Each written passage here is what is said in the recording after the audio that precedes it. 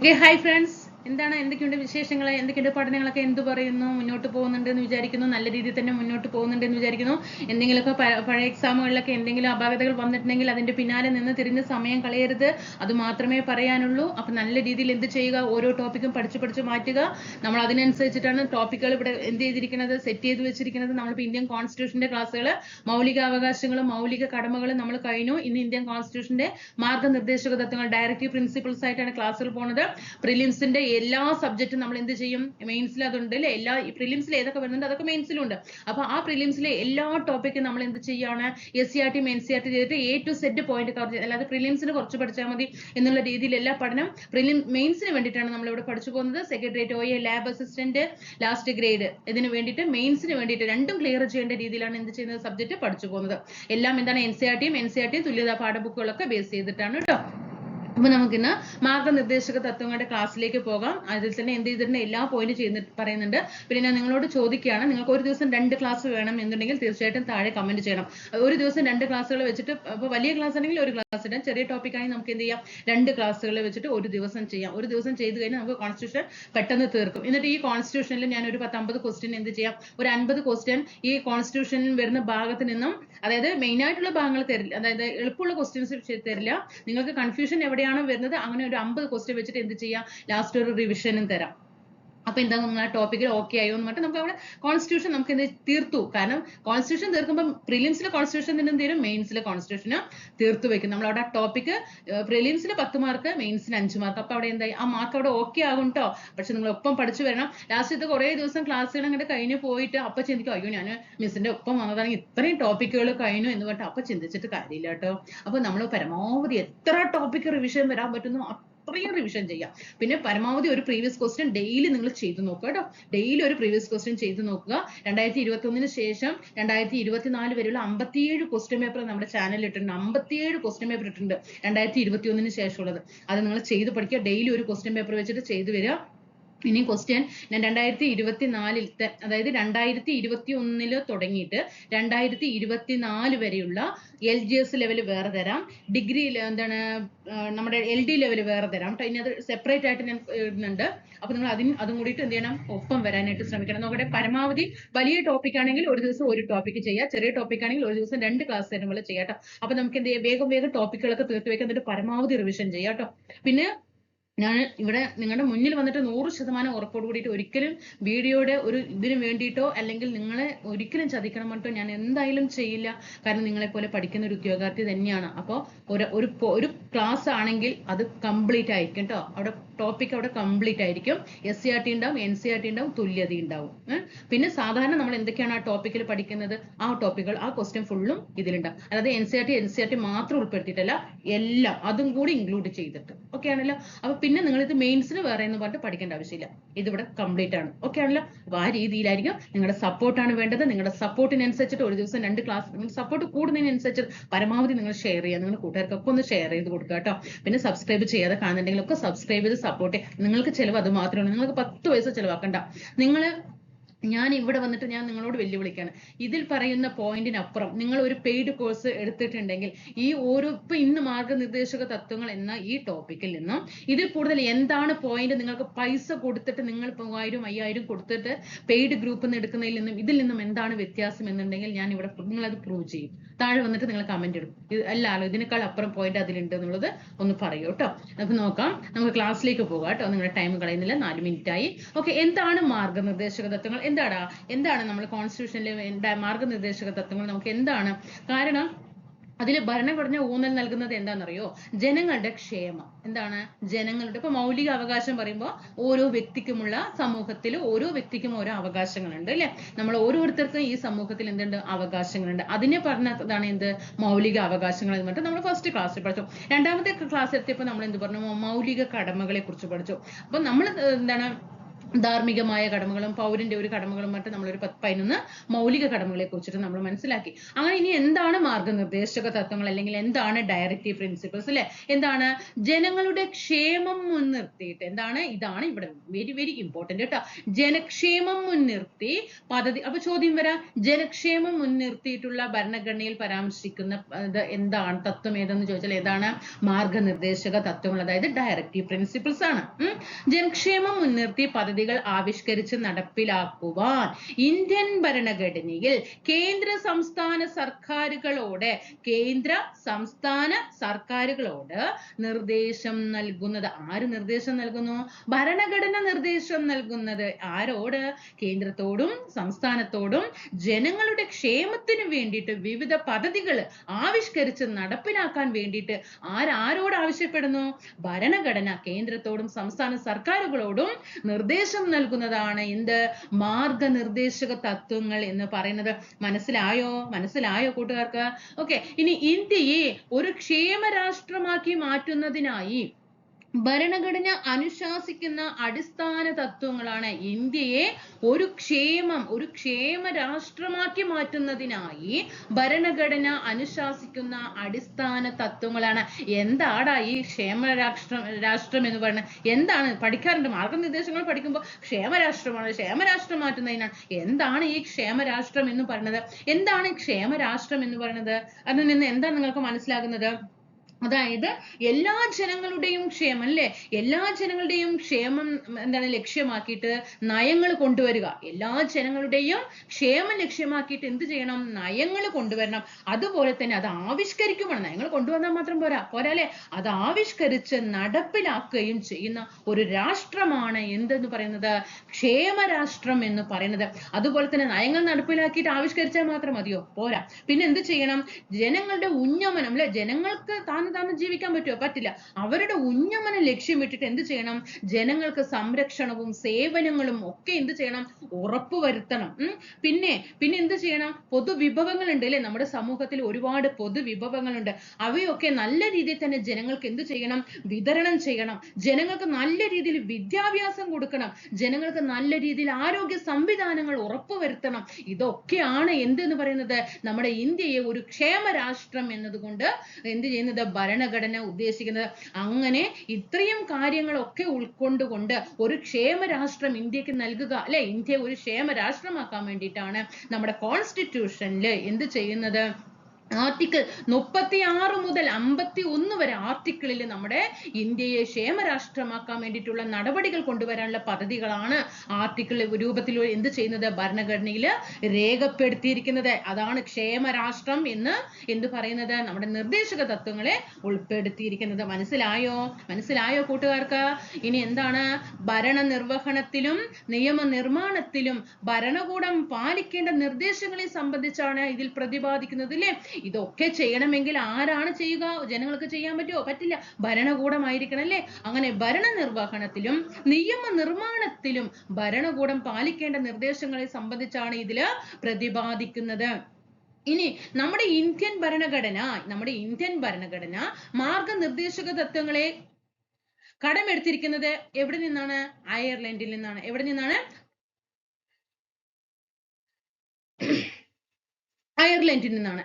Okay, ഇനി ലോകത്ത് നമ്മുടെ വേൾഡില് ഈ മാർഗനിർദ്ദേശക തത്വങ്ങൾ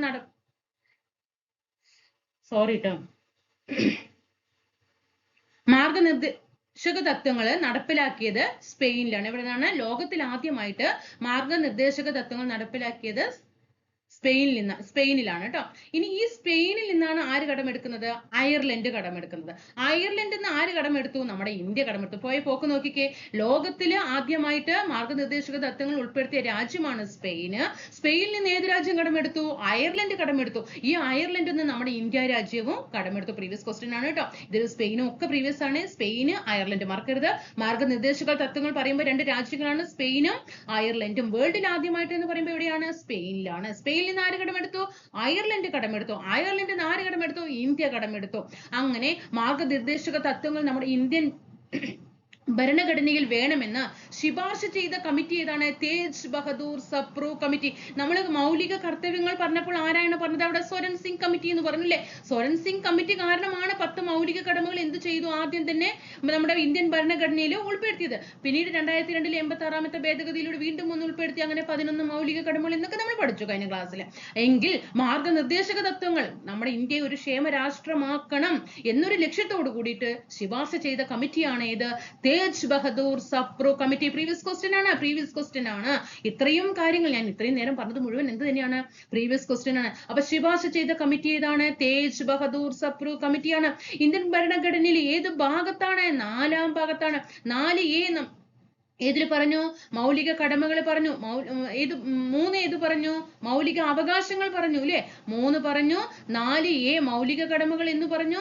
4 ഏത് പറഞ്ഞു? മാർഗനിർദ്ദേശക തത്വങ്ങൾ. ഭാഗം 4ലും ആർട്ടിക്കിൾ 36 മുതൽ 51 വരെ ഭാഗം മാർഗനിർദ്ദേശക തത്വങ്ങൾ എന്ന ആർട്ടിക്കിളും കിടക്കുന്നുണ്ട്. പിന്നെ ന്യായവാദത്തിന് അർഹമാണോ? മാർഗനിർദ്ദേശക തത്വങ്ങൾ ന്യായവാദത്തിന് നമുക്ക് കോടതി വഴി നേടിയെടുക്കാൻ പറ്റുമോ? പറ്റില്ല. ഓൺലി മൗലിക അവകാശം മാത്രമാണ് ജസ്റ്റിക്കബിൾ. നമുക്ക് കോടതി പോയിട്ട് വാദിച്ചെടുക്കാൻ പറ്റുന്നത് മൗലിക അവകാശം, ഫണ്ടമെന്റൽ റൈറ്റ് മാത്രമാണ്. മൗലിക കടമകളോ മാർഗനിർദ്ദേശക തത്വങ്ങളോ ഒന്നും എന്ത് ചെയ്യാൻ പറ്റില്ല? ന്യായവാദത്തിന് അർഹമല്ല.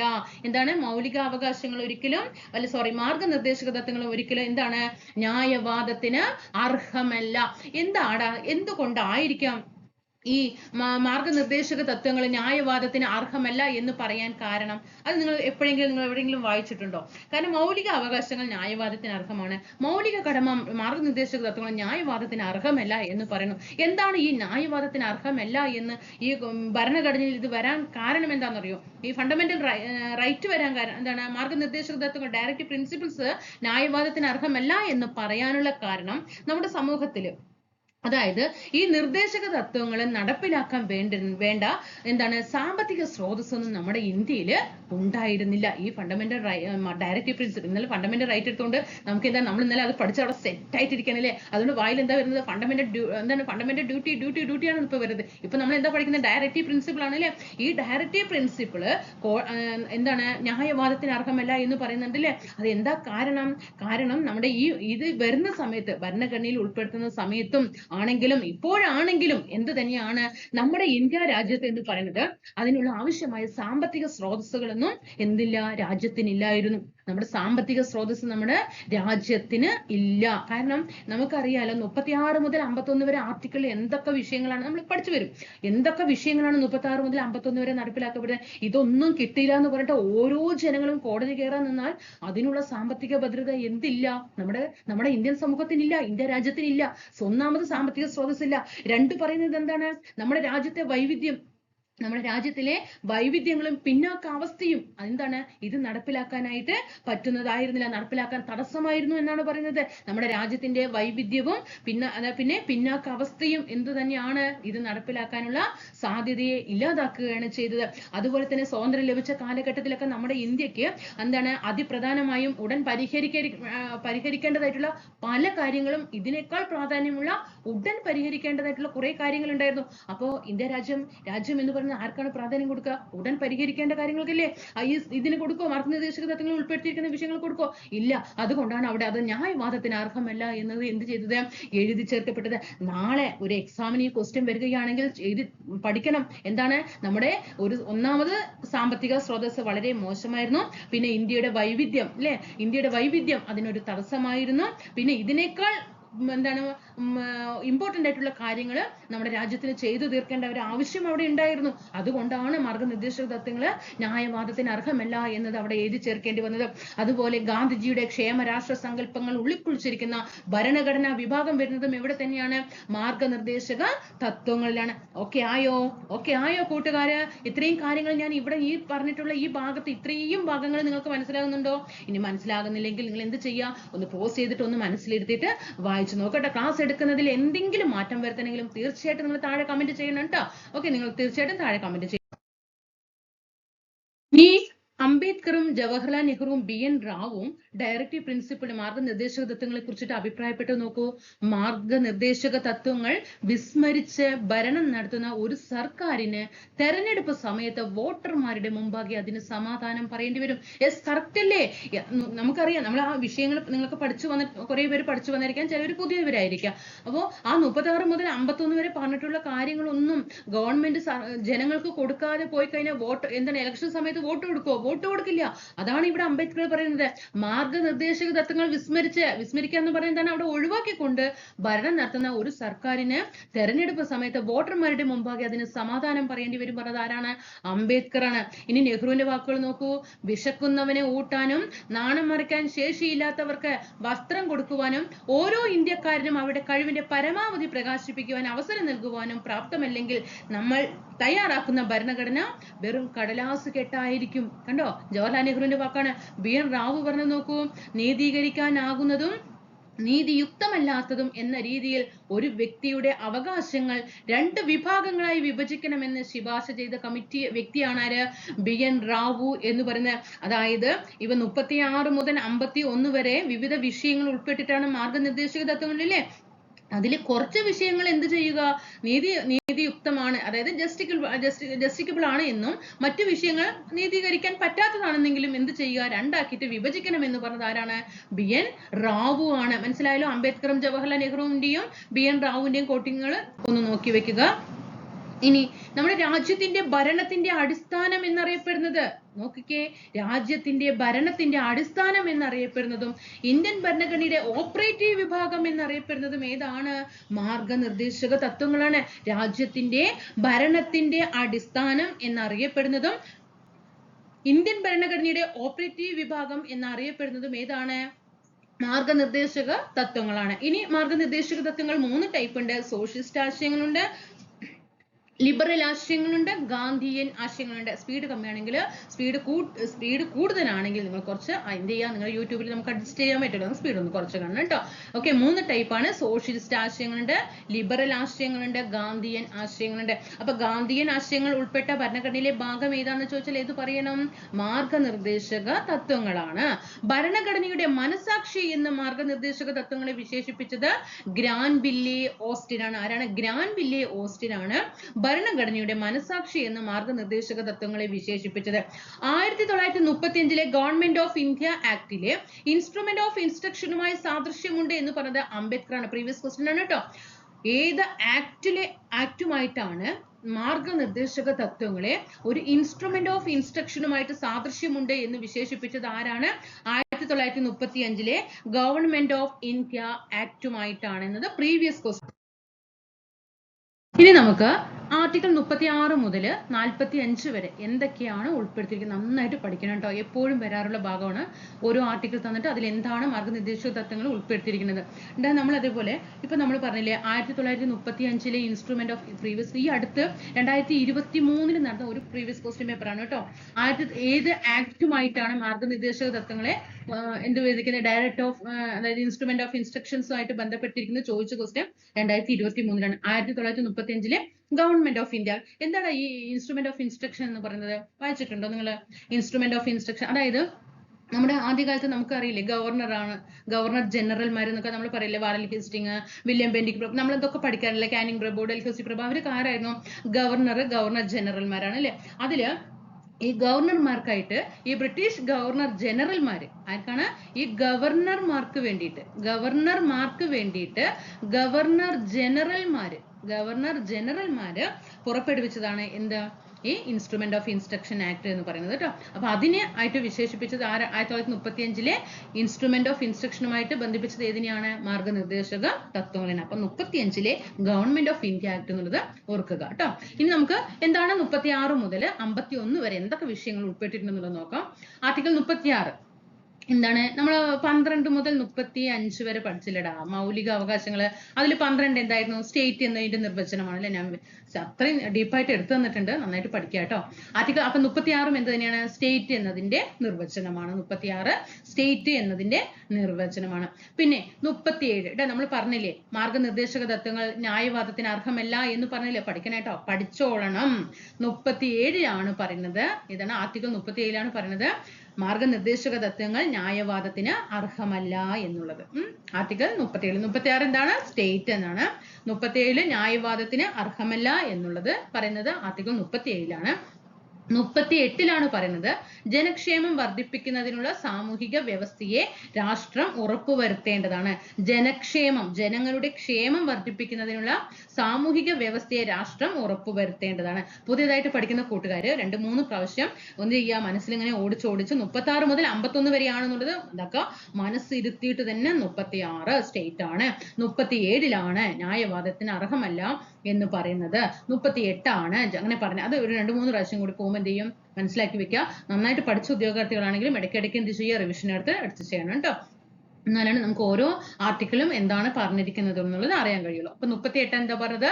ജനക്ഷേമം വർദ്ധിപ്പിക്കുന്നതിനുള്ള സാമൂഹിക വ്യവസ്ഥയെ രാഷ്ട്രം ഉറപ്പുവരുത്തേണ്ടതാണ്.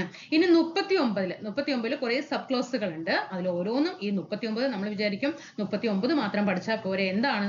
അല്ലടാ, 39A മുതൽ എല്ലാം എന്ത് ചെയ്തിട്ടുണ്ട്? പ്രീവിയസ് ആയിട്ട് ചോദിച്ച ക്വസ്റ്റ്യൻ ആണ് കേട്ടോ. 39A പറയുന്നത് തുല്യനീതി, പാവപ്പെട്ടവർക്ക് സൗജന്യ നിയമസഹായം, എല്ലാവർക്കും എന്താണ്? തുല്യമായിട്ട് നീതി. പിന്നെയോ പാവപ്പെട്ടവർക്ക് സൗജന്യ നിയമസഹായം, ഇങ്ങനെ തന്നെ ചോദിച്ചിട്ടുണ്ട് കേട്ടോ.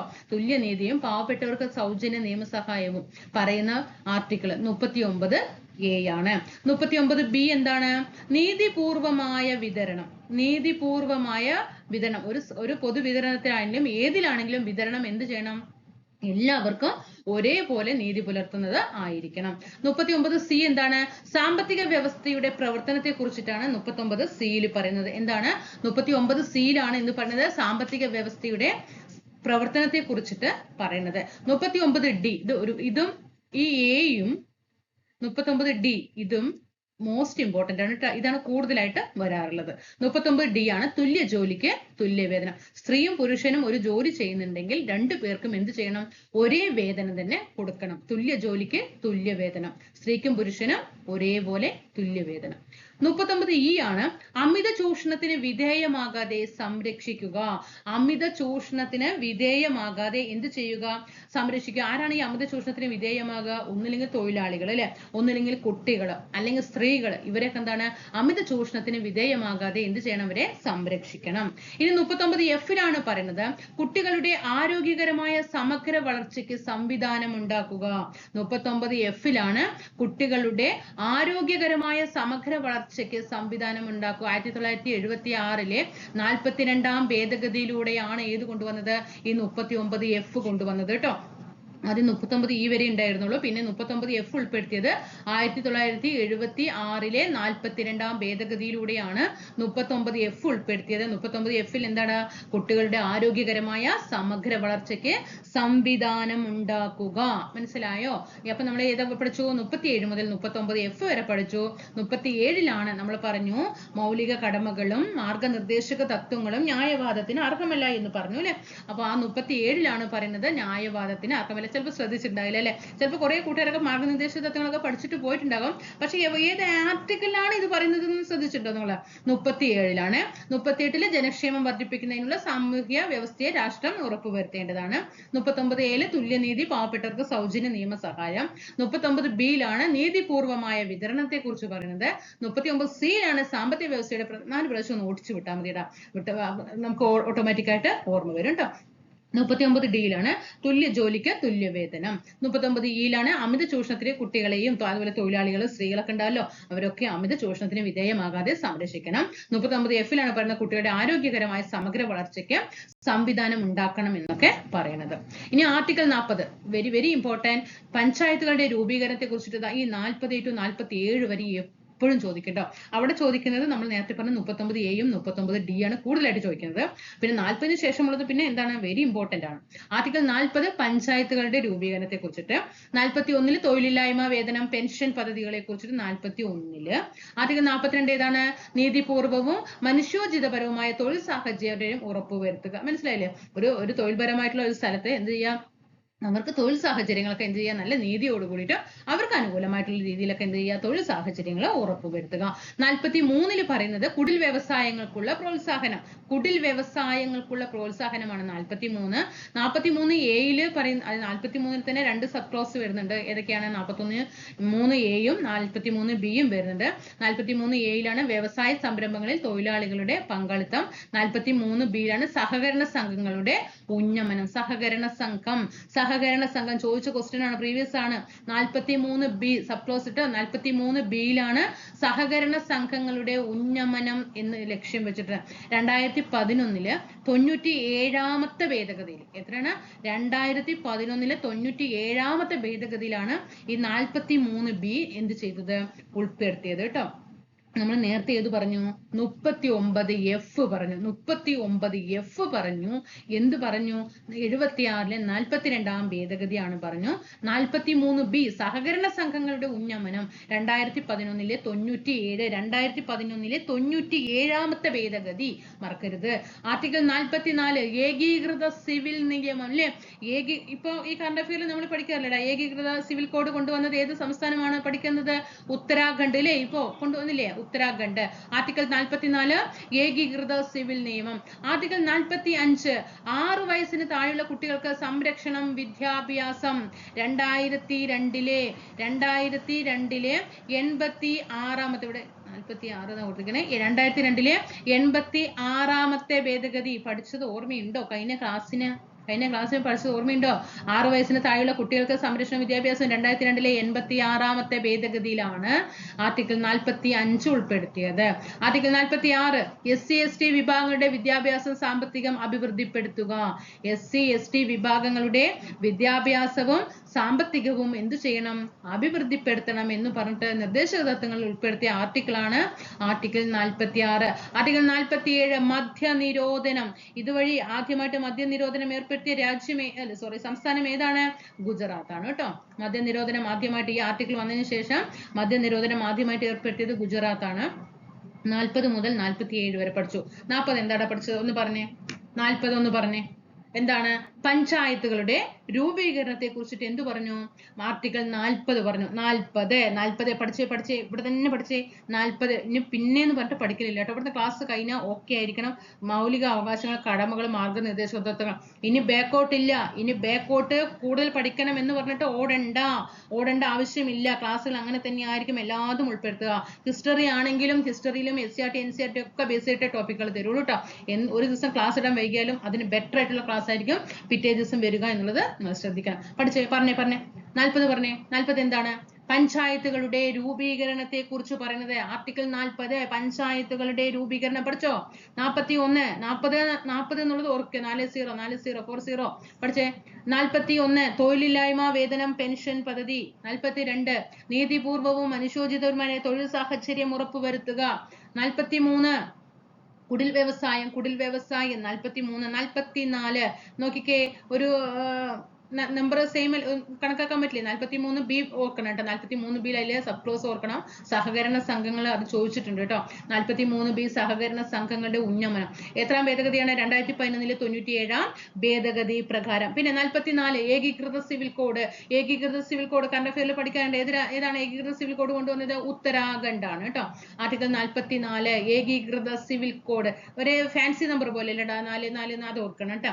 45 6 വയസ്സിന് താഴെയുള്ള കുട്ടികൾക്ക് സംരക്ഷണവും വിദ്യാഭ്യാസം. ഏത് ഭേദഗതിയിലൂടെയാണ് കൊണ്ടുവന്നത്? 2002-ലെ 86ാമത്തെ ഭേദഗതി. മൗലിക കടമകൾ പഠിച്ചത് ഓർമ്മയുണ്ടോ? 45-ല് ആർട്ടിക്കിൾ 46 SC/ST വിഭാഗങ്ങളുടെ വിദ്യാഭ്യാസം, അവരുടെ സാമ്പത്തികം ഒക്കെ എന്ത് ചെയ്യണം? അഭിവൃദ്ധിപ്പെടുത്തണം. ആർട്ടിക്കിൾ 46. 47 മദ്യനിരോധനം. ആർട്ടിക്കിൾ 47 മദ്യനിരോധനം കൊണ്ടുവന്നു. അതില് അങ്ങനെ ആദ്യമായിട്ട് മദ്യനിരോധനം കൊണ്ടുവന്നത് ഏത് സംസ്ഥാനമാണ്? ഗുജറാത്ത് ആണ്. ഓക്കെ ആയി എന്ന് വിചാരിക്കുന്നു. ഇനി 48 വെരി ഇമ്പോർട്ടന്റ് എല്ലാം ഓൾ PQ ഓൾ PQ ആണ്. ആർട്ടിക്കിൾ 48 ഗോവധ നിരോധനം ഓൾ PQ ആണ്. 40 ശേഷം നിങ്ങൾ ശ്രദ്ധിക്കുക 39A 39D 40 to 51 very important. 48 ഗോവധ നിരോധനം. ആർട്ടിക്കിൾ 48A ഓർമ്മയുണ്ടോ? വനം വന്യമൃഗ സംരക്ഷണം പരിസ്ഥിതി സംരക്ഷണം. 48A വനം വന്യമൃഗ സംരക്ഷണം പരിസ്ഥിതി സംരക്ഷണം. 49 ചരിത്ര സ്മാരകങ്ങളുടെയും ദേശീയ പ്രാധാന്യമുള്ള വസ്തുക്കളുടെയും സ്ഥലങ്ങളുടെയും സംരക്ഷണം. ആർട്ടിക്കിൾ 50 നീതിന്യായ വിഭാഗത്തെ കാര്യനിർവഹണ വിഭാഗത്തിൽ നിന്നും വേർതിരിക്കണമെന്ന് അനുശാസിക്കുന്നു. നീതിന്യായ വിഭാഗത്തെ എന്ത് ചെയ്യണം? കാര്യനിർവഹണ വിഭാഗത്തിൽ നിന്നും വേർതിരിക്കണം. ആർട്ടിക്കിൾ 51 അന്താരാഷ്ട്ര സമാധാനവും സുരക്ഷിതത്വവും അഭിവൃദ്ധിപ്പെടുത്തുക. 48 എന്ത് പറഞ്ഞു? 48 ഒന്നോർത്തെ ഗോവധ നിരോധനം 48 ഗോവധ നിരോധനം. 48A വനം വന്യമൃഗ സംരക്ഷണം പരിസ്ഥിതി സംരക്ഷണം വെരി ഇമ്പോർട്ടന്റ് ആണ് കേട്ടോ. 48A. ആർട്ടിക്കിൾ 49 ചരിത്ര സ്മാരകങ്ങളുടെയും ദേശീയ പ്രാധാന്യമുള്ള വസ്തുക്കളുടെയും സ്ഥലങ്ങളുടെയും സംരക്ഷണം. 50 നീതിന്യായ വിഭാഗത്തെ കാര്യനിർവഹണ വിഭാഗത്തിൽ നിന്നും വേർതിരിക്കണമെന്ന് അനുശാസിക്കുന്നു. 51 അന്താരാഷ്ട്ര സമാധാനവും സുരക്ഷിതത്വവും അഭിവൃദ്ധിപ്പെടുത്തുക. ഒന്ന് നോക്കിക്കേ. ഞാൻ സ്ക്രീന് മാറ്റുന്നില്ല. ഒന്ന് ഓടിച്ചു വിട്ടെ, മനസ്സിൽ ഉറപ്പിക്കേ.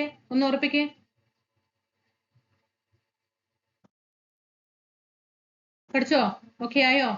47ഉം 48ഉം. 47 നമ്മൾ പറഞ്ഞില്ലേ മദ്യനിരോധനം. 48 പറഞ്ഞു ഗോവധ നിരോധനം. ഇത് രണ്ടും നിലവിൽ വന്ന ശേഷം ഇത് കൊണ്ടുവന്നത് ഏതൊരു സംസ്ഥാനമാണ്? ഗുജറാത്ത്. തന്നെയാണ് കേട്ടോ. ഗുജറാത്തിനെ ആലോചിക്കണേ. 47 ഗോവധ നിരോധനം ആദ്യമായിട്ട് കൊണ്ടുവന്ന ഈ ആർട്ടിക്കിൾ വന്ന ശേഷം ഗുജറാത്താണ്. ഓക്കെ ആയോടാ? ഓക്കെ ആയോ? 39A പഠിച്ചു ഓർമ്മയുണ്ടോ? തുല്യനീതി നിയമസഹായം. 39D തുല്യവേതനം അല്ലേ? എല്ലാവർക്കും എന്താണ്? തുല്യമായ വേതനം കൊടുക്കുക. പിന്നെ 40, 41, 42 ഒക്കെ പഠിച്ചു വെക്കണം കേട്ടോ. എല്ലാം പഠിച്ചു വെക്കണേ. ഇനി എന്തൊക്കെയാണ് നോക്കടാ? NCERT ആണ് കേട്ടോ. ഇത് മുഴുവൻ NCERT-യിലാണ്. ഈ എന്താണ് ഇപ്പൊ നമ്മൾ പറഞ്ഞില്ലേ 39 മുതൽ 51 വരെ പറഞ്ഞില്ലേ? അതിലത്തെ കുറച്ച് കാര്യങ്ങൾ, കുറച്ച് ഓരോരോ ആർട്ടിക്കിൾ നമ്മൾ പഠിച്ചു അല്ലേ? ഓരോന്ന് എന്താ ദിവസം അതിൽ കുറച്ച് വിഷയങ്ങള് ലക്ഷ്യങ്ങളിൽ ഉൾപ്പെടും. അതിൽ കുറച്ച് വിഷയങ്ങൾ നയങ്ങളിൽ ഉൾപ്പെടും. കുറച്ച് വിഷയങ്ങൾ ന്യായവാദത്തിന് അർഹമല്ലാത്ത അവകാശങ്ങളായിട്ടും ഉൾപ്പെടും. മനസ്സിലായോ?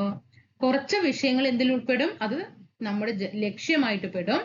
അത് കുറച്ച് വിഷയങ്ങൾ നയങ്ങളായിട്ട് ഉൾപ്പെടും. അതിലത്തെ കുറച്ച് വിഷയങ്ങൾ ന്യായവാദത്തിന് അർഹമല്ലാത്ത അവകാശങ്ങളായിട്ട് മാറും. പഠിച്ചോ?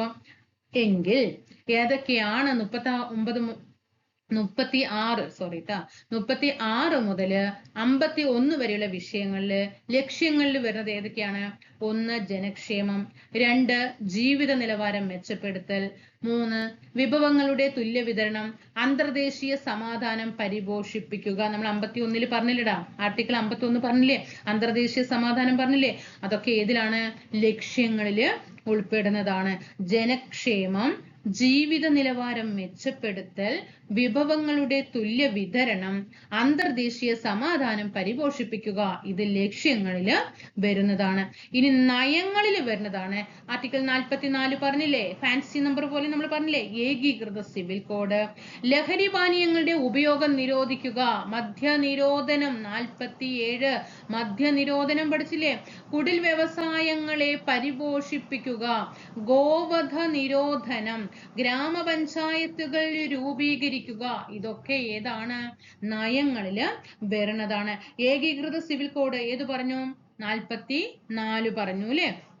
പിന്നെ കുടിൽ വ്യവസായങ്ങളെ പരിപോഷിപ്പിക്കുക, ഗോവധ നിരോധനം ഏതായിരുന്നു? ആർട്ടിക്കിള് 48 അല്ലേ? ഗ്രാമപഞ്ചായത്തുകൾ രൂപീകരിക്കുക 40 വരുന്നതാണ് അല്ലേ? അപ്പൊ ഇതൊക്കെ എന്താണ്? നയങ്ങളില് വരുന്നതാണ്. ഇനി ന്യായവാദത്തിന് അർഹമല്ലാത്ത അവകാശങ്ങൾ, ഈ 36 മുതൽ 51 വരെയുള്ള ന്യായവാദത്തിന് അർഹമല്ലാത്ത അവകാശങ്ങൾ ഏതൊക്കെ വരും? മതിയായ ഉപജീവന മാർഗം, തുല്യ ജോലിക്ക് തുല്യവേതനം, പഠിച്ചില്ലടാ? 39D പഠിച്ചില്ലേ? സാമ്പത്തിക ചൂഷണത്തിനെതിരെയുള്ള അവകാശം, തൊഴിലിനുള്ള അവകാശം, ശിശുപരിപാലനവും 6 വയസ്സിന് താഴെയുള്ള കുട്ടികളുടെ വിദ്യാഭ്യാസവും ഒക്കെ എന്താണ്? നമുക്ക് ഒരിക്കലും ഇതൊന്നും കിട്ടില്ല എന്ന് പറഞ്ഞിട്ട് കോടതിയിൽ പോയിട്ട് വാദിച്ചെടുക്കാനായിട്ട് സാധിക്കില്ല കേട്ടോ. ന്യായവാദത്തിന് അർഹമല്ലാത്ത അവകാശങ്ങളാണ് ഇത്. നിങ്ങളൊന്ന് ശ്രദ്ധിച്ചു നോക്കിയോ? നമ്മൾ നേരത്തെ പറഞ്ഞില്ലേ എന്തുകൊണ്ടാണ് മാർഗനിർദ്ദേശക തത്വങ്ങളെ നീതീകരിക്കാൻ പറ്റാത്തത് അല്ലെങ്കിൽ ന്യായവാദത്തിന് അർഹമല്ല എന്ന് ഭരണഘടനയിൽ ഉൾപ്പെടുത്താൻ കാരണം എന്ന് ചോദിച്ചാൽ നോക്കിക്കേ, ഇത്രയും വിഷയങ്ങള് സാമ്പത്തികമായിട്ട് വരുന്ന കാര്യങ്ങളാണ്. കണ്ടോ?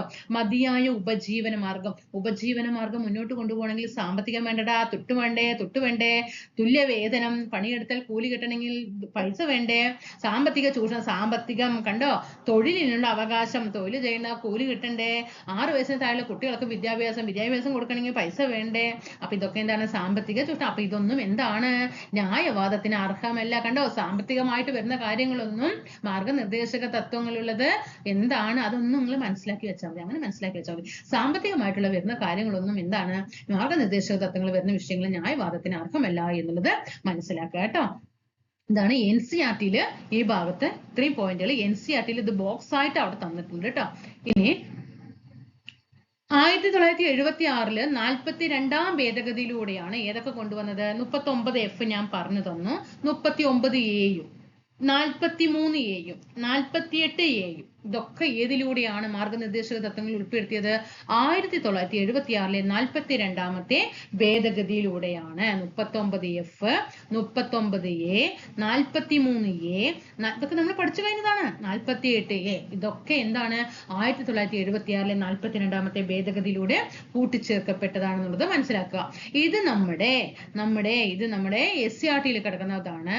നിർദ്ദേശക തത്വങ്ങളെ അടിസ്ഥാനമാക്കിയിട്ട് നടപ്പിലാക്കിയവയാണ് ജന്മിത്ത നിരോധന നിയമം, ബാങ്കുകളുടെ ദേശസൽക്കരണം, നിരവധി ഫാക്ടറികൾ നിയമങ്ങൾ, മിനിമം കൂലി നിശ്ചയിക്കൽ, ചെറുകിട കുടിൽ വ്യവസായങ്ങളുടെ പ്രോത്സാഹനം, പട്ടികജാതിക്കാരുടെയും പട്ടികവർഗക്കാരുടെയും ഉന്നമനത്തിലുള്ള സംവരണം, വിദ്യാഭ്യാസത്തിനുള്ള അവകാശം, പഞ്ചായത്ത് രാജ് സ്ഥാപനങ്ങളുടെ രൂപീകരണം, തൊഴിലുറപ്പ് പദ്ധതിയുടെ ഭാഗ്യമായിട്ടെങ്കിലും ജോലി ചെയ്യാനുള്ള അവകാശം, ഉച്ചഭക്ഷണ പദ്ധതി ഇതൊക്കെ എന്താണ്? മാർഗനിർദ്ദേശക തത്വങ്ങളെ അടിസ്ഥാനമാക്കിയിട്ട് നടപ്പിലാക്കിയവയാണ്. SCERT ബോക്സ് ആയിട്ടുണ്ട് കേട്ടോ. SCERT കിടക്കുന്നതാണ്. നേരത്തെ തന്നത് NCERT ആണ്, ഇത് SCERT ആണ് കേട്ടോ. നിർദ്ദേശക തത്വങ്ങളെ അടിസ്ഥാനമാക്കിയിട്ട് നമ്മൾ ഇത്ര നേരം പറഞ്ഞിട്ട് ആർട്ടിക്കിൾ ഇതൊക്കെ വരുന്നതല്ലേ, ഒന്ന് നന്നായിട്ട് വായിച്ചു നോക്കുക കേട്ടോ. ചിലപ്പോൾ ഇവിടെയൊക്കെ നിരവധി ഫാക്ടറികൾ നിയമങ്ങൾ എന്നൊക്കെ വരുമ്പോൾ നമുക്ക് കൺഫ്യൂഷൻ വരണ്ട. മിനിമം കൂലി നിശ്ചയിക്കൽ, അതുപോലെ തന്നെ ഉച്ചഭക്ഷണ പദ്ധതി ഇതൊക്കെ എന്താണ്? മാർഗനിർദ്ദേശക തത്വങ്ങളെ അടിസ്ഥാനമാക്കിയിട്ട് നടപ്പിലാക്കപ്പെട്ടവയാണ്. ഇനി നോക്കിടാ, directive principle of states policy ഇത് NCERT കിടക്കുന്നതാണ്. സ്വതന്ത്ര ഇന്ത്യ അനേകം വെല്ലുവിളികളെ നേരിടേണ്ടി വരുമെന്ന് നമ്മുടെ ഭരണഘടനാ ശില്പികൾക്ക് അറിയാമായിരുന്നു. എല്ലാ പൗരന്മാർക്കും സമത്വവും ക്ഷേമവും കൊണ്ടുവരിക എന്നത് വെല്ലുവിളിയായിരുന്നു. ഇവയിൽ ഏറ്റവും പ്രധാനപ്പെട്ടത് ഈ പ്രശ്നങ്ങൾ കൈകാര്യം ചെയ്യുന്നതിന് ചില നയനിർദ്ദേശങ്ങൾ ആവശ്യമാണെന്നും അവർ ചിന്തിച്ചു. എന്നാൽ അതേ സമയം തന്നെ ചില പ്രത്യേക നയ രൂപീകരണ തീരുമാനങ്ങൾ ഭാവി ഗവൺമെന്റുകൾക്ക് മേൽ അടിച്ചേൽപ്പിക്കണമെന്ന് ഭരണഘടനയ്ക്ക് ഉദ്ദേശമില്ലായിരുന്നു. അതുകൊണ്ട് തന്നെ നിയമം മൂലം നടപ്പാക്കാൻ കഴിയാത്ത ചില മാർഗരേഖകൾ ഭരണഘടനയിൽ ഉൾപ്പെടുത്തുന്നുണ്ട്. കണ്ടോ? നിയമം മൂലം നടപ്പാക്കാൻ കഴിയാത്ത, അതായത് ഏതെങ്കിലും ഒരു ഗവൺമെന്റ് ഇതിൽ ഉൾപ്പെട്ടിട്ടുള്ള എന്തെങ്കിലും ഒരു പ്രത്യേക മാർഗരേഖ നടപ്പിലാക്കിയില്ല എങ്കിൽ ആ നയം നടപ്പിലാക്കാൻ ആവശ്യമായ നിർദ്ദേശം ഗവൺമെന്റിന് നൽകണമെന്ന് ആവശ്യപ്പെട്ട് കോടതിയെ സമീപിക്കാൻ കഴിയില്ല. നമ്മൾ ഇത്ര നേരം പഠിച്ച കാര്യങ്ങൾ തന്നെ അതിലുള്ളത്. അതായത് മാർഗനിർദ്ദേശങ്ങൾ ഭരണഘടനയുടെ ന്യായവാദാർഹമല്ലാത്ത ഭാഗങ്ങളാണ്, നോൺ ജസ്റ്റിക്കബിൾ ആണ്. അതായത് ഇവ കോടതി മുഖേന നടപ്പിലാക്കാൻ കഴിയില്ല. മാർഗനിർദ്ദേശങ്ങൾക്ക് പിന്നിലുള്ള ധാർമ്മിക ശക്തി ഗവൺമെന്റിനെ അർഹിക്കുന്ന ഗൗരവത്തോടെ അവ നടപ്പിലാക്കാൻ പ്രേരിപ്പിക്കുന്നുവെന്ന് ഭരണഘടനാ ശില്പികൾ ചിന്തിച്ചു. കൂടാതെ ഈ മാർഗനിർദ്ദേശക തത്വങ്ങൾ നടപ്പിലാക്കാനുള്ള ഉത്തരവാദിത്ത ബോധം ഗവൺമെന്റ് സൃഷ്ടിക്കാൻ ജനങ്ങൾ പരിശ്രമിക്കുമെന്നും അവർ പ്രതീക്ഷിച്ചു. അപ്രകാരം നയപരമായ മാർഗരേഖകളുടെ ഒരു വേറിട്ട പട്ടിക നമ്മുടെ ഭരണഘടനയിൽ ഉൾപ്പെടുത്തി. ഈ മാർഗനിർദ്ദേശങ്ങളുടെ പട്ടികയെ രാഷ്ട്രനയത്തിന്റെ നിർദ്ദേശക തത്വങ്ങൾ എന്ന് പറയുന്നു. അതായത് ഡയറക്റ്റീവ് പ്രിൻസിപ്പിൾസ് എന്ന് പറയുന്നു. മനസ്സിലായോ നിങ്ങൾക്ക്? ഇനി എന്താണ് നിർദ്ദേശക തത്വങ്ങളിൽ ഉൾപ്പെട്ടിട്ടുള്ളത് നോക്കുക.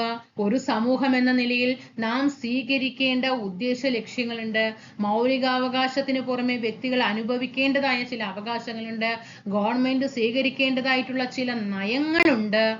പിന്നെ നോക്കൂ, നമുക്ക് വായിച്ചു നോക്കാം കേട്ടോ. ജന്മിത്ത നിരോധന നിയമങ്ങൾ, ബാങ്കുകളുടെ ദേശസൽക്കരണം, നിരവധി ഫാക്ടറി നിയമങ്ങൾ, കുറഞ്ഞ കൂലി നിശ്ചയിക്കൽ, ചെറുകിട കുടിൽ വ്യവസായങ്ങളുടെ പ്രോത്സാഹനം, പട്ടികജാതിക്കാരുടെയും പട്ടികവർഗക്കാരുടെയും ഉന്നമനത്തിനുള്ള സംവരണം എന്നീ നിയമങ്ങളൊക്കെ എന്ത് ചെയ്തു? പാസ്സാക്കപ്പെട്ടു. വിദ്യാഭ്യാസത്തിനുള്ള അവകാശം, രാജ്യമൊട്ടാകെ പഞ്ചായത്ത് രാജ് സ്ഥാപനങ്ങളുടെ രൂപീകരണം, തൊഴിലുറപ്പ് പദ്ധതിയുടെ ഭാഗികമായിട്ടെങ്കിലും ജോലി ചെയ്യാനുള്ള അവകാശം. നമ്മൾ നേരത്തെ ഞാൻ സ്ലൈഡായിട്ട് തന്നിട്ടുണ്ടായിരുന്നില്ലേ? അത് തന്നെയാണ്. ചിലപ്പോൾ ഞാൻ അങ്ങനെ തന്നാൽ നിങ്ങൾ ചിന്തിക്കും ഇതൊക്കെ NCERT വരുന്നുണ്ടോ മിസ്, വെറുതെ പറയായിരിക്കും. അല്ല കേട്ടോ, ഞാൻ എന്നിട്ട് NCERT ഉണ്ടെന്ന് പറയാം. അങ്ങനെയല്ല, ഞാൻ നിങ്ങളെ ബോധിപ്പിക്കാൻ വേണ്ടിയിട്ട് അത് NCERT വീണ്ടും ഞാൻ എന്ത് ചെയ്താണ് ആ ഭാഗം കൂടി തന്നതാണ്. കാരണം അങ്ങനെയെങ്കിലും വിശ്വസിക്കട്ടെ എന്ന് പറഞ്ഞിട്ട് കേട്ടോ. കൂടാതെ ഉച്ചഭക്ഷണ പദ്ധതി മുതലായവയും നിർദ്ദേശക തത്വങ്ങളെ അടിസ്ഥാനമാക്കിയിട്ട് നടപ്പിലാക്കുന്നവയാണ്. ഇനി നമുക്ക് അറിഞ്ഞിരിക്കേണ്ട കുറച്ച് കാര്യങ്ങൾ ഞാൻ ഇവിടെ പറഞ്ഞു തരാം. ഒന്ന് ശ്രദ്ധിക്കുക. മാർഗനിർദ്ദേശക തത്വങ്ങളുമായിട്ട് ബന്ധപ്പെട്ടിട്ടുള്ള കേസ് ഏതൊക്കെയാന്ന് നോക്കാം. ഒന്നാമത്തെ കേസ് ചമ്പകം ദൊരൈസ്വാമി കേസ്. ചമ്പകം ദൊരൈസ്വാമി ഇതാണ് ചമ്പകം ദൊരൈസ്വാമി സ്റ്റേറ്റ് ഓഫ് മദ്രാസ് കേട്ടോ, ഒന്നാമത്തെ കേസ്. രണ്ടാമത്തെ കേസ് വന്നിട്ട് ശ്രദ്ധിക്കുക, ഗോലക്നാഥ് കേട്ടോ, Golaknath case. Golaknath versus state of Punjab കേട്ടോ, സ്റ്റേറ്റ് ഓഫ് പഞ്ചാബ്. ഇത് മദ്രാസ് ആണ്. മൂന്നാമത്തെ കേസ് വന്നിട്ട് പറയുന്നത് മിനർവ മിൽസ് ആണ് കേട്ടോ. മിനർവ മിൽസ് യൂണിയൻ ഓഫ് ഇന്ത്യയും തമ്മിലാണ് കേട്ടോ, യൂണിയൻ ഓഫ് ഇന്ത്യ ആണ് കേട്ടോ. ഓക്കെ, അപ്പൊ ചമ്പകം ദൊരൈസ്വാമി കേസും ഗോലക്നാഥ് കേസും മിനർവ മിൽ കേസും ഏതുമായിട്ട് ബന്ധപ്പെട്ടതാണ്? മാർഗനിർദ്ദേശക തത്വങ്ങളുമായിട്ട് ബന്ധപ്പെട്ടതാണ്. അതിൽ ചമ്പകം ദൊരൈസ്വാമി കേസിൽ എന്താണ് പറയുന്നത് എന്ന് ചോദിച്ചാല്, നമ്മുടെ മൗലിക അവകാശം അല്ലെ, മൗലിക അവകാശങ്ങളും അതുപോലെ തന്നെ മാർഗനിർദ്ദേശക തത്വങ്ങളും തമ്മിൽ എന്തെങ്കിലും, രണ്ടും കൂടി തമ്മിൽ എന്തെങ്കിലും വൈരുദ്ധ്യം, അതായത് എന്തെങ്കിലും തമ്മിൽ ഒരു തർക്കം ഉണ്ടാകുകയാണെങ്കിൽ മൗലിക അവകാശങ്ങൾക്കായിരിക്കണം എന്താണ് കൂടുതൽ പ്രാധാന്യം എന്ന് പറയുന്നത്. അതായത് മൗലിക അവകാശത്തിനായിരിക്കണം എന്ത് ചെയ്യേണ്ടത്? പ്രാധാന്യം കൊടുക്കേണ്ടത്. മാർഗനിർദ്ദേശക തത്വങ്ങളും മൗലിക അവകാശങ്ങളും തമ്മിൽ എന്തെങ്കിലും വൈരുദ്ധ്യം ഉണ്ടായാൽ മൗലിക അവകാശത്തിനായിരിക്കണം പ്രാധാന്യം എന്ന് പറഞ്ഞത് Champakam Doraiswamy versus of Madras case ആണെന്നുള്ളത് മനസ്സിലാക്കുക. ചമ്പകം ദൊരൈസ്വാമി കേസാണ്. മൗലിക അവകാശവും മാർഗനിർദ്ദേശക തത്വങ്ങളും തമ്മിൽ എന്തെങ്കിലും വൈരുദ്ധ്യം ഉണ്ടായാൽ മൗലിക അവകാശത്തിനായിരിക്കണം പ്രാധാന്യം എന്ന് പറഞ്ഞത് ചമ്പകം ദൊരൈസ്വാമി കേസാണ്. അടുത്തത് ഗോലക്നാഥ് കേസ്, അതായത് വേഴ്സസ് ഓഫ് പഞ്ചാബ് തമ്മിൽ വരുന്നത് മാർഗനിർദ്ദേശക തത്വം നടപ്പിലാക്കാൻ വേണ്ടിയിട്ട് ഒരിക്കലും മൗലിക അവകാശത്തെ എന്ത് ചെയ്യേണ്ട ആവശ്യമില്ല? ഭേദഗതി ചെയ്യേണ്ട. മൗലിക അവകാശത്തെ എന്ത് ചെയ്യാൻ പാടില്ല? ഭേദഗതി ചെയ്യാൻ പാടില്ല. എന്തിനു വേണ്ടിയിട്ട്? മാർഗനിർദ്ദേശക തത്വങ്ങൾ നടപ്പിലാക്കാൻ വേണ്ടി മൗലിക അവകാശത്തെ ഭേദഗതി ചെയ്യാൻ പാടില്ല എന്ന് പറഞ്ഞ കേസാണ് ഗോലക്നാഥ് കേസ്. ഇതാണ് ഗോലക്നാഥ് കേസ് എന്ന് പറയുന്നത്. ഇനി ഈ മിനർവ മിൽസ് കേസ് പറയുന്നത് മൗലിക അവകാശവും മാർഗനിർദ്ദേശക തത്വങ്ങളും തമ്മിൽ രണ്ടും എന്താണ്? പരസ്പര പൂരകങ്ങളാണ്. കാരണം രണ്ടും ഒരേപോലെയാണ് എന്നാണ് പറയുന്നത്. ഒരിക്കലും മൗലിക അവകാശങ്ങൾ നടപ്പിലാക്കുന്നതിന് മാർഗനിർദ്ദേശക തത്വങ്ങളോ മൗലികാവകാശങ്ങൾ നടപ്പിലാക്കുന്നതിന് ഏതെങ്കിലും മാർഗനിർദ്ദേശക തത്വങ്ങളോ പരസ്പരം ത്യജിക്കേണ്ട ആവശ്യമില്ല. അതായത് ഒരിക്കലും മൗലികാവകാശം നടപ്പിലാക്കാൻ വേണ്ടി മാർഗനിർദ്ദേശക തത്വങ്ങളോ മാർഗനിർദ്ദേശക തത്വങ്ങൾ നടപ്പിലാക്കാൻ വേണ്ടിയിട്ട് മൗലിക അവകാശങ്ങളോ എന്ത് ചെയ്യേണ്ട, ഭേദഗതി ചെയ്യേണ്ട ആവശ്യമില്ല എന്നാണ് മിനർവ മിൽ കേസ് എന്ന് പറയുന്നത്. രണ്ടും ഒന്നും ചെയ്യരുത്, രണ്ടും ഒന്നും ചെയ്യരുത് എന്ന് പറയുന്നത് ഏതാണ്? മിനർവ മിൽസ് ആണ്. അപ്പൊ ചമ്പകം ദൊരൈസ്വാമി കേസ് എന്തായിരുന്നു? മൗലികാവകാശം അല്ലെ, രണ്ടും തമ്മിൽ എന്തെങ്കിലും വൈരുദ്ധ്യം ഉണ്ടായാൽ മൗലികാവകാശത്തിനായിരിക്കണം പ്രാധാന്യം കൊടുക്കേണ്ടത് എന്ന് പറഞ്ഞു. ഗോലക്നാഥ് കേസ് പറഞ്ഞു രണ്ടും തമ്മിൽ, അതായത് ഒന്ന് ഇതാക്കാൻ വേണ്ടിയിട്ട് രണ്ടും എന്ത് ചെയ്യേണ്ട ആവശ്യമില്ല, മാർഗനിർദ്ദേശക തത്വങ്ങൾ നടപ്പിലാക്കാൻ വേണ്ടിയിട്ട് ഒരിക്കലും മൗലികാവകാശത്തെ ഭേദഗതി ചെയ്യരുത് എന്ന് പറഞ്ഞത് ഗോലക്നാഥ് കേസാണ്. മിനർവ മിൽ കേസ് എന്ത് പറഞ്ഞു? രണ്ടും പൂരകങ്ങളാണ്. മൗലികാവകാശത്തിന് അതിൻ്റെതായിട്ടുള്ള ഇമ്പോർട്ടൻ്റ് ഉണ്ട്, മാർഗനിർദ്ദേശക തത്വങ്ങൾക്ക് അതിൻ്റെതായിട്ടുള്ള ഇമ്പോർട്ടൻ്റ് ഉണ്ട്. ഒരിക്കലും മൗലിക അവകാശങ്ങൾ നടപ്പിലാക്കാൻ വേണ്ടിയിട്ട് മാർഗനിർദ്ദേശക തത്വങ്ങൾ നടപ്പിലാക്കാൻ വേണ്ടിയിട്ട് എന്തോ ചെയ്യാൻ പാടില്ല, മൗലികാവകാശത്തെ ഒന്നും ചെയ്യരുത് എന്നാണ് ഏത് പറയുന്നത്? Minerva Mills and Union of India പറയുന്നത് കേട്ടോ. അത് മനസ്സിലാക്കണം. ഇനി നമുക്കൊന്ന് ചെയ്യാം, ഒന്ന് കണക്ട് ചെയ്തിട്ട് ഒന്ന് പോകാട്ടോ. ഒന്ന് മൗലിക അവകാശവും മാർഗനിർദ്ദേശക തത്വങ്ങളും ട്ടോ. ഞാൻ ഷോർട്ടാക്കിയിട്ട് എഴുതുന്നുള്ളൂ. മൗലിക അവകാശവും മാർഗനിർദ്ദേശക തത്വങ്ങളും. മൗലിക അവകാശം ഭരണഘടനയുടെ ഏത് ഭാഗത്തിലാടാ? 3-ാം ഭാഗത്തിലാണ്. മാർഗനിർദ്ദേശക തത്വങ്ങൾ എത്രയിലാണ്? 4-ലാണ് അല്ലെ. മാർഗനിർദ്ദേശക തത്വങ്ങൾ 4-ലാണ്. ഇനി മൗലിക അവകാശങ്ങൾ ഏതു മുതൽ ഏതു വരെയാണ്? 12 മുതൽ 35 വരെയാണ്. മാർഗനിർദ്ദേശക തത്വങ്ങളോ 36 മുതൽ 51 വരെയാണ്. ഇതെന്താണ്? ന്യായവാദത്തിന് എന്താണ്? അർഹമാണ് അല്ലെ. നമുക്ക് കോടതിയിലേക്ക് പോകാം അല്ലെ. ന്യായവാദത്തിന് അർഹമാണ്. ഇതോ അർഹമല്ല അല്ലെ. ന്യായവാദത്തിന് അർഹമല്ല. പിന്നെ പറയോ, ഓരോന്നും നിങ്ങൾക്ക് എന്തൊക്കെയാണ് പറയുന്നത് പറയുന്നേ. ഓക്കെ, മൗലിക അവകാശം എന്ന് പറയുന്നത് ഒരു രാഷ്ട്രീയ ജനാധിപത്യമാണ് നടപ്പിലാക്കുന്നത്. മൗലിക അവകാശം രാഷ്ട്രീയ ജനാധിപത്യം നടപ്പിലാക്കുന്നു. ഇത് മാർഗനിർദ്ദേശക തത്വങ്ങൾ എന്തായിരിക്കും? സാമ്പത്തിക സാമൂഹിക ജനാധിപത്യമാണ് എന്ത് ചെയ്യുന്നത്? നടപ്പിലാക്കുന്നത്. മനസ്സിലായോ? ഓക്കെ, ഇനി മൗലിക അവകാശങ്ങൾ കടമെടുത്തിരിക്കുന്നത് എവിടെ നിന്നാണ്? അമേരിക്കയിൽ നിന്നാണ്. മാർഗനിർദ്ദേശക തത്വങ്ങൾ എവിടെ നിന്നാണ്? അയർലൻഡിൽ നിന്നാണ്. ഒപ്പം പഠിച്ചു വന്നേ. ഇനി മൗലിക അവകാശങ്ങൾ അല്ലെ. മൗലിക അവകാശങ്ങൾ ദേശീയ അടിയന്തരാവസ്ഥ കാലത്ത് 20-21 ഒഴിച്ചിട്ടുള്ള മൗലിക അവകാശങ്ങൾ എന്ത് ചെയ്യും? നിർത്തലാക്കും അല്ലെ. 20-ഉം 21-ഉം ഒഴിച്ചുള്ള, 20-21 മാത്രമല്ല കേട്ടോ, 20-ഉം 21-ഉം ഒഴിച്ചിട്ടുള്ള മൗലിക അവകാശങ്ങൾ നിർത്തലാക്കും. എന്നാൽ മാർഗനിർദ്ദേശക തത്വങ്ങൾ ഒന്നും ചെയ്യാൻ പറ്റില്ല കേട്ടോ, ഒന്നും ചെയ്യാൻ പറ്റില്ല. എന്ത് അടിയന്തരാവസ്ഥയല്ല, എന്ത് നടന്നാലും മാർഗനിർദ്ദേശക തത്വങ്ങളിൽ ഒന്നും എന്ത് ചെയ്യില്ല? ഒഴിവാക്കില്ല. അത് അവിടെ അത്യാവശ്യമാണ്. അത് മനസ്സിലാക്കാനായിട്ട്. അങ്ങനെയൊക്കെ വരുമ്പോൾ അല്ലല്ലോ നമ്മൾ എപ്പോഴും മൗലിക അവകാശത്തിനാണല്ലോ പ്രാധാന്യം കൊടുക്കുക, മാർഗനിർദ്ദേശക തത്വങ്ങൾക്ക് അങ്ങനെ പ്രാധാന്യം ഇല്ല. അതല്ല, 20-ഉം 21-ഉം ഒഴിച്ചിട്ടുള്ള അവകാശങ്ങളൊക്കെ ദേശീയ അടിയന്തരാവസ്ഥ കാലത്ത് എന്ത് ചെയ്യും? നിർത്തലാക്കും. പക്ഷെ മാർഗനിർദ്ദേശക തത്വങ്ങള് എന്ത് സംഭവിച്ചാലും എന്ത് ചെയ്യില്ല? അവിടെ ഒഴിവാക്കില്ല കേട്ടോ, അത് അവിടെ തന്നെ ഉണ്ടാകും. ഇനി പിന്നെ എന്തൊക്കെ പഠിച്ചിട്ടുണ്ട് പറഞ്ഞേ? നിങ്ങൾക്കൊന്ന് കണക്ട് ചെയ്തിട്ട് പഠിക്കേ. പിന്നെ ഇനി ഇന്ത്യൻ നമ്മുടെ കോൺസ്റ്റിറ്റ്യൂഷൻ, ഇന്ത്യൻ ഭരണഘടന നൽകുന്ന ഒരു അവകാശമാണ്. ഇന്ത്യൻ ഭരണഘടന നൽകുന്ന ഒരു അവകാശമാണ് ഇത്. ഇതെന്താണ്? ഇത് ഗവൺമെന്റ് നൽകുന്നതാണ് അല്ലെ. ഇത് ഗവൺമെന്റ് നൽകുന്നതാണ്. ഇത് മനസ്സിലാക്കി വെക്കണം കേട്ടോ. ഇത്രയും കാര്യങ്ങൾ ഒന്ന് കണക്ട് ചെയ്ത് വെക്കാം. 3-ാം ഭാഗത്തിലാണ്, ഇത് 4-ലാണ്. 12 മുതൽ 35 വരെയാണ്. 36 മുതൽ 51 വരെയാണ്. ന്യായവാദത്തിന് അർഹമാണ്, ന്യായവാദത്തിന് അർഹമല്ല. രാഷ്ട്രീയ ജനാധിപത്യമാണ് മൗലിക അവകാശം നടപ്പിലാക്കുന്നത്. സാമൂഹിക ജനാധിപത്യമാണ് നടപ്പിലാക്കുന്നത്. അമേരിക്കയിൽ നിന്നാണ് കടമെടുത്തിരിക്കുന്നത്. ഇത് അയർലൻഡിൽ നിന്നാണ് കടമെടുത്തിരിക്കുന്നത്. 20-21 വെച്ചിട്ടുള്ളതൊക്കെ എന്ത് ചെയ്യും? നിർത്തലാക്കും. ഇതെന്താണ്? പറ്റില്ല അല്ലെ, നിർത്തലാക്കാൻ പറ്റില്ല. ഇത് ഭരണഘടനാ അവകാശമാണ്, ഇത് ഗവൺമെന്റ് നൽകുന്ന അവകാശമാണ്. ഓക്കെ ആയോ? അപ്പൊ ഇത് തമ്മിലുള്ള ഒരു സാദൃശ്യം നമ്മളൊന്ന് മനസ്സിലാക്കി, കേസുകൾ എന്തൊക്കെയാണെന്ന് മനസ്സിലാക്കി, 36 മുതൽ 51 വരെയുള്ള ആർട്ടിക്കിൾ എന്തൊക്കെയാണ് എന്നുള്ളത് പഠിച്ചു. എന്താണ് ക്ഷേമരാഷ്ട്രം എന്ന് പഠിച്ചു. പിന്നെ നമ്മുടെ നേതാക്കന്മാരുടെ കോട്ടിങ്സ് പഠിച്ചു. ഇനി എന്താണ് മാർഗനിർദ്ദേശക തത്വം? SCERT പഠിച്ചു, NCERT പഠിച്ചു. ഇനി എന്താണ് മാർഗനിർദ്ദേശക തത്വങ്ങളെ കുറിച്ച് കൂടുതൽ പഠിക്കാനുള്ളത്? ഇനി ഒന്നുമില്ല. ഓക്കെ, അപ്പൊ അവിടെ കംപ്ലീറ്റ് ആണ്. ഇവിടെ മെയിൻസിന് കംപ്ലീറ്റ് ആയി. മൗലിക അവകാശങ്ങൾ മെയിൻസിന് കംപ്ലീറ്റ് ആയി, മൗലിക കടമകൾ കംപ്ലീറ്റ് ആയി, മാർഗനിർദ്ദേശക തത്വങ്ങൾ കംപ്ലീറ്റ് ആയി. ഓക്കെ ആണല്ലോ. ഇനി നമുക്ക് അടുത്ത ക്ലാസ് എന്ത് ചെയ്യാം? Union list, state list, concurrent list, NCERT എല്ലാ പോയിന്റും കൂട്ടിയിട്ട് ആദ്യം ക്ലാസ് തരും. ഓക്കെ ആണല്ലോ. കോൺസ്റ്റിറ്റ്യൂഷൻ എവിടെയെന്ന് തീരും. ഓക്കെ ആണല്ലോ, ഇതിപ്പോ സെപ്റ്റംബർ അല്ലേ, ഇനി ഓണത്തിന് 2 ദിവസമൊക്കെ തിരക്ക് പോകും, അന്ന് ക്ലാസ് നമുക്ക് ഒഴിവാക്കിയല്ലേ പറ്റുള്ളൂ. അപ്പൊ ഫാമിലിയൊക്കെ ആകുമ്പോൾ അതൊരു വിഷയമാണ്. അപ്പോൾ സെപ്റ്റംബർ എന്നൊക്കെ എത്രയായി, 11 അല്ലേ, 12 അപ്പോൾ ഈ മാസം ആകുമ്പോഴേക്കും നമുക്ക് എന്ത് ചെയ്യാൻ പോകും, ഓണത്തിന്റെ 2 ദിവസം ക്ലാസ് ഒക്കെ പോകും. അത് കഴിഞ്ഞിട്ട് അവസാനം ആകുമ്പോഴേക്കും നമ്മൾ ഇന്ത്യൻ കോൺസ്റ്റിറ്റ്യൂഷന് നമുക്ക് ഏതെങ്കിലും ബയോളജിയോ കെമിസ്ട്രിയോ ഫിസിക്സോ ബയോളജിയൊക്കെ നോക്കാം കേട്ടോ. ബയോളജിയൊക്കെ നമുക്ക് സെപ്റ്റംബർ ആകുമ്പോഴേക്കും ബയോളജിയും ഇതും തീർക്കാം. നമ്മുടെ പ്രിലിംസിന്റെ 10 മാർക്കും കിട്ടും, മെയിൻസിന്റെ 5 മാർക്കിനുള്ളതും ഭരണഘടന ഓക്കെ ആക്കും.